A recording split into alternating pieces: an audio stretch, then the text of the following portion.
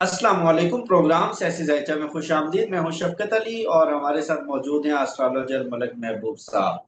अच्छा, खान साहब ने 5 जुलाई की डेट दी है कि सॉरी 5 अगस्त की डेट दी है कि 5 अगस्त को तहरीक अपने पीक पर होगी और बेटे इस तहरीक की क्यादत करेंगे। तो क्या उनके दोनों साहबजादे जमाइमा गोल्डस्मिथ के वो बेटे हैं, और आपको भी मालूम है कि उनके कितने वसी ताल्लुकात हैं। इवन जो बरतानिया के प्रिंस हैरी, प्रिंस विलियम, वो उनके चाइल्डहुड फ्रेंड्स हैं और बरतानिया की रॉयल फैमिली के साथ उनकी पर्सनल टाइज हैं। क्या उनकी गिरफ्तारी नजर आ रही है कि उनको गिरफ्तार कर लिया जाए या रोक लिया जाए? जायचा क्या बता रहे हैं कि पाकिस्तान आते हुए नजर आ रहे हैं, आएंगे, गिरफ्तार होंगे या लीड करेंगे? अच्छा, पहले तो आप मुझे ये बताएं, जब मैंने आपको कहा था कि खान साहब के लिए या पाकिस्तान के लिए जो पॉसिबिलिटीज हैं, जहां से उनको टफ टाइम मिलेगा, वो कहाँ से मिलेगा? यूरोप से। हम्म। आपको याद होगा, हम्म। तब लोग बोलते थे बिल्कुल। नहीं, अमेरिका से मिलेगा। अब आप हम्म। मुझे बताएं कहाँ से मिल रहा है, और जो हालात है वो बिल्कुल। कहाँ से आ रहे हैं? याद बिल्कुल। आया आपको? जी। मुझे भी याद नहीं था, ये आपने बात की और मेरे जहन इवन में। मैंने सवाल भी किया था आपसे कि यूके के साथ तो ऐसा कोई इतनी डिपेंडेंसी नहीं है पाकिस्तान की, तो यूके कैसे हो सकता है? जी बिल्कुल, क्योंकि प्लैनेट जो होते हैं, जो आपको डायरेक्शंस, यही बताने का मकसद ये होता है कि प्लैनेट डायरेक्शन दे रहे होते हैं।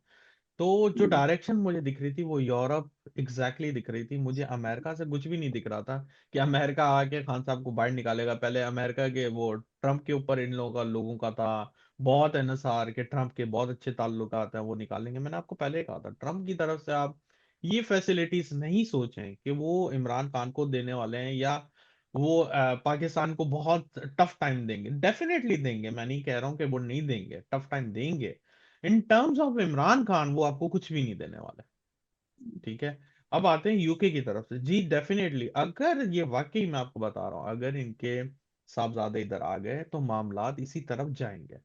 और ये हम्म। मामलात जो है, फिर आपको हुकूमतों के बीच में जो टकराव है या हम्म। उनकी तरफ से जो प्रेशर है, वो बढ़ता हुआ नजर आएगा यूके की तरफ से। हम्म। और मुझे ऐसा लग रहा है कि पाकिस्तान को बहुत चैलेंजेस का सामना करना पड़ गया जाएगा, अगर इन्होंने खुदा ना खास्ता उनके जो सिटीजन है, और हम्म। हायर लेवल के, मतलब टॉप अथॉरिटी के सिटीजन है, वो कोई आम सिटीजन नहीं है वहां पे। और जैसे आपने ताल्लुकात का जिक्र किया है, तो मुझे लगता है कि पाकिस्तान के लिए बहुत चैलेंजिंग टाइम है आगे। अगर हुकूमत की बात कर रहा हूँ, पाकिस्तान की नहीं, सॉरी, पाकिस्तान हुकूमत के लिए बहुत ज्यादा चैलेंजेस हो जाएंगे अगर इन्होंने ऐसे कोई भी एक स्टेप उठा ली एक्सट्रीम लेवल के, जो कि हम्म। उनके मतलब जो बेटे हैं उनके अगेंस्ट हुआ, तो बहुत प्रॉब्लम्स हमारे लिए क्रिएट होंगी हुकूमत के लिए। तो कहने का मकसद ये है कि इन शॉर्ट मैंने आपको बताया है कि ये तहरीक तभी मुझे जबरदस्त तरीके से फुलफिल होते हुए दिख रही है, जब हम्म। अली अमीन गंडापुर ना हो इस तहरीक को लीड करने वाले। दूसरी बात, खवातीन हो या हम्म। उनके ऐसे वफादार। मैंने आपको बताया था जब वो खान साहब याद होगा आपको, जब ये बात हो रही थी कि खान साहब जेल से बैठ के तहरीक चलाएंगे, तो आपने मुझसे सवाल किया था कि ये कैसे हो सकता है, खान साहब अंदर बैठे हुए हैं हम्म। और वो तहरीक चलाएंगे। तो मैंने आपको कहा था कि ये प्लान बन चुका है, प्लैनेट की हम्म। सीडिंग हो चुकी हुई है। तो प्लैनेट्स अपने प्लान जो हैं एस्ट्रोलॉजर को बता देते हैं कि हमारे हम्म। ये प्लान्स हैं। अलबत्ता उनके इम्प्लीमेंट होने का तरीका जो होता है, वो एस्ट्रोलॉजर की नॉलेज पे होता है, या उसकी हम्म। एक्सपीरियंस पे होता है कि वो उनका जो प्लान है या उनका रूट प्लान है, वो किस तरीके से एक्ट करेंगे, कैसा रिएक्ट करेंगे। तो यही हम्म। एस्ट्रोलॉजर का काम। उन्होंने सीडिंग कर दी थी उस समय। तो मैंने आपको हम्म। कहा था कि प्लान बन चुका होगा। आप ये ना समझें कि खान साहब जेल से बैठ के तहरीक देंगे कि अब तहरीक रोक दो, अब तहरीक चला दो, अब हम्म। ये स्टेप लो। उन्होंने प्री प्लान बनाया हुआ है, ऑलरेडी बना हुआ है। ऐसा नहीं है कि खान साहब की ये आवाज का इंतजार कर रहे हैं। डेफिनेटली उनके स्टार्टअप के लिए वो उनसे डेट मांग सकते हैं, लेकिन उनके पास पूरा प्लान है कि हमारा प्लान ए क्या होगा, प्लान बी क्या होगा, बैकअप प्लान क्या होगा, अगर खुदा ना खास्ता ऐसा होगा तो क्या होगा। प्रॉब्लम ये आती है कि जो प्लान को इम्प्लीमेंट करने वाले, जो 1.5 साल से चला रहे थे, अली अमीन गंडापुर, वो हम्म। उस प्लान के अंदर रद्दो बदल कर रहे हैं, जिसकी वजह से वो हम्म। प्लान कामयाब नहीं हो रहा। और मैंने आपको पहले बताया कि अली अमीन गंडापुर एक बंदा है, उसके ऊपर हम्म। बंदूक रख के चलाई जा रही है, पीछे बंदूक चलाने वाले बहुत हैं, जो आहिस्ता हम्म। आहिस्ता खुल के सामने आएंगे आप। हम्म। अच्छा, आपने इमरान खान साहब की रिहाई की अगली जो मुमकिन डेट्स बताई थी गुज़श्ता व्लॉग्स में, पिछले 2-3 दिन तो बिल्कुल अंधेरा था ना। हमारे नाजरीन भी जानते, को खबर ही नहीं थी, मायूसी थी हर तरफ, और कोई हलचल नहीं थी, रोशनी की कोई किरण नहीं थी। आपने बताया कि सितंबर अक्टूबर, काफी लोगों ने क्रिटिसाइज भी किया कि आप मजीद एक ट्रक की बत्ती के पीछे लगा रहे हैं।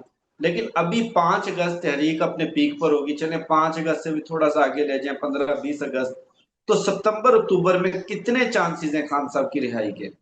देखिए, सितंबर अक्टूबर में मैंने फिर से आपको वापस समझाने की कोशिश करता हूँ। सितंबर अक्टूबर का मतलब ये नहीं है कि सितंबर अक्टूबर में वो बाहर आ जाएंगे।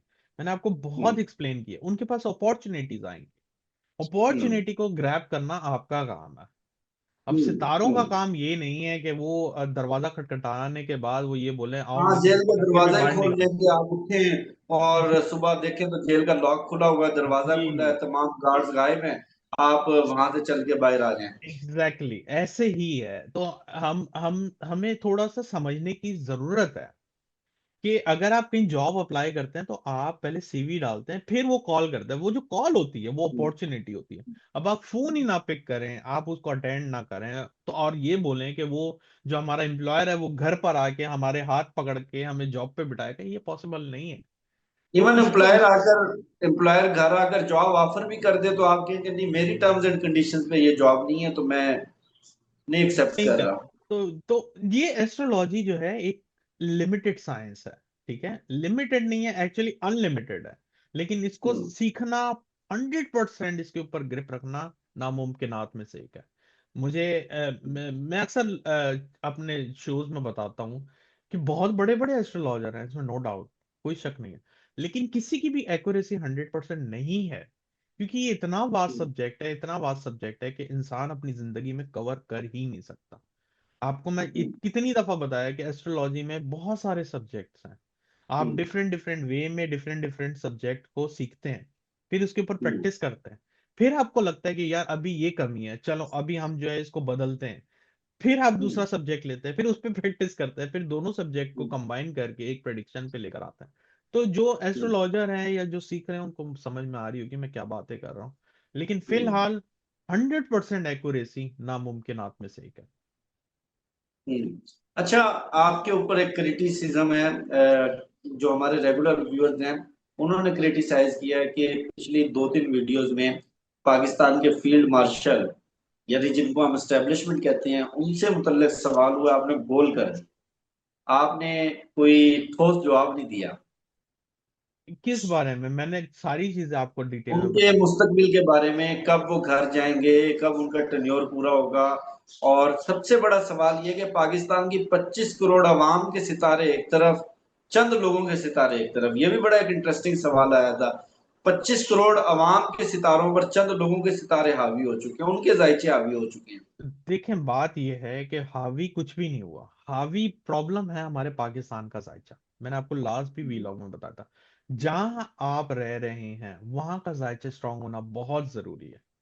जब वो स्ट्रांग होगा ना, तब आपको ऐसे सियासतदान भी नहीं मिलेंगे, ऐसे फील्ड मार्शल भी नहीं मिलेंगे, ऐसे लोग भी नहीं मिलेंगे जो आपको एक तकलीफ के माहौल में या खुदा ना खास्ता आपके हिसाब से ना चलें। तो कहने का मकसद है 2007 से 2027 तक वीनस की दशा चल रही थी। और वीनस जो था, वैसे बहुत अच्छा प्लैनेट है। मैं आपको एक बात बताऊं, वीनस एक अच्छा प्लैनेट है। लेकिन अनफॉर्चुनेटली पाकिस्तान के जायचे में वीनस की प्लेसमेंट और वीनस की जो दशा है वो बहुत ज्यादा पाकिस्तान को प्रॉब्लम में लेकर आती हुई दिख रही है। जो कि मेरे ख्याल से अब दुनिया ने देख ही लिया। अब बाकी हमारे पास सिर्फ 2 साल रह गए। 2025 का भी तकरीबन समझे खत्म हो गया, 26 और 27 है। तो मुझे ऐसा लगता है कि ये 1-1.5 साल के अंदर आपको बहुत तब्दीलियां दिखेंगी, बहुत ज्यादा तब्दीलियां खान साहब लाएंगे, दिखेंगी। जी, खान साहब लाएंगे ये तब्दीली। देखें, ये बात आपने अच्छी की है। अगर खान साहब, आपने बहुत अच्छा सवाल किया, खान साहब अभी बाहर लेकर आ गए, हुकूमत में लेकर भी आ गए ना, आप माने ना माने, मुझे पता है इस पे भी बहुत क्रिटिसाइज होगा, खान साहब भी नहीं कुछ कर पाएंगे। क्योंकि बेसिक चार्ट आपका डिस्ट्रॉय है ना सर। देखिए, एक छोटी सी मिसाल देता हूँ। एक बिल्डिंग खड़ी की हुई है, उसका बेस ही हिल रहा है, तो खान साहब आए जो भी आए वो बिल्डिंग तो हिलती रहेगी क्योंकि बेस कमजोर है। तो जब बेस स्ट्रांग हो जाएगा तब खान साहब बहुत अच्छा इसको स्ट्रांग कर सकता है। बेस अगर हम्म, हिल रहा होगा हवा के झोंके पे, तो देखिए ना खान साहब आए। आपको एक एग्जांपल देता हूँ, खान साहब आए 2018-19 में, ठीक है। उसके बाद देखें, कुदरती बात है कोविड आ गया, वो कुछ नहीं कर हम्म, पाए। कोविड के बाद इनके अदम एतमाद आ गया, तो पाकिस्तान में अनस्टेबल टाइम चल रहा है। तो खान साहब कुछ हम्म, कर पाए, आप बताएं। थोड़ी कुछ भी बहुत नहीं। इंप्रूवमेंट की है, नो डाउट, मैं मानता हूँ। हम्म, लेकिन जो पाकिस्तानियों का एक जो ख्वाब है, जो लोग हम्म, चाहते हैं कि वाकई पाकिस्तान उभरे, हम्म, वो तो नहीं कर हम्म, पाए ना, क्योंकि पाकिस्तान हम्म, का चार्ट सपोर्ट नहीं कर रहा। तो 25 हम्म, करोड़ आवाम का कसूर नहीं है, पाकिस्तान का चार्ट ऐसा बना हुआ है। जब पाकिस्तान का चार्ट स्ट्रांग हो जाएगा ना सर, तो किसी का भी चार्ट इनके ऊपर हावी नहीं हो सकता। तो आप मेरी बात को हम्म, समझें, बेसिक जो बेसिस है आपकी, जो जायचा है पाकिस्तान का, वो कमजोर चल रहा है। 2027 में हम्म, स्ट्रांग होगा। आपको ये सब चीजें जो हैं ऐसे लगेंगी कि ये एक हमारा डरावना ख्वाब था। हम्म। चलिए, फील्ड मार्शल साहब का भी बता दें, जी जो फील्ड मार्शल। अवाम सुनना चाहते हैं वो बताइएगा। जी देखें, फील्ड मार्शल के लिए मैंने 2 डेट्स निकाली हुई है, मैंने आपको काफी दफा बताया। एक मैंने वक्ती जायचे से बना के दिखाया था, वक्ती जायचे के हिसाब से मैंने देखा था कि 23 मई, मेरे ख्याल से मुझे याद है आज भी, 23 मई को जो पाकिस्तान के जायचे में जो हमारी वो है इस्टेब्लिशमेंट, वो बहुत स्ट्रांग हो रही है। यहां हम्म, से लेके टिल नवंबर बहुत ज्यादा इनका गिरफ्त रहेगा। नवंबर में, अक्टूबर नवंबर में इनके लिए बहुत टफ टाइम खड़ा होगा।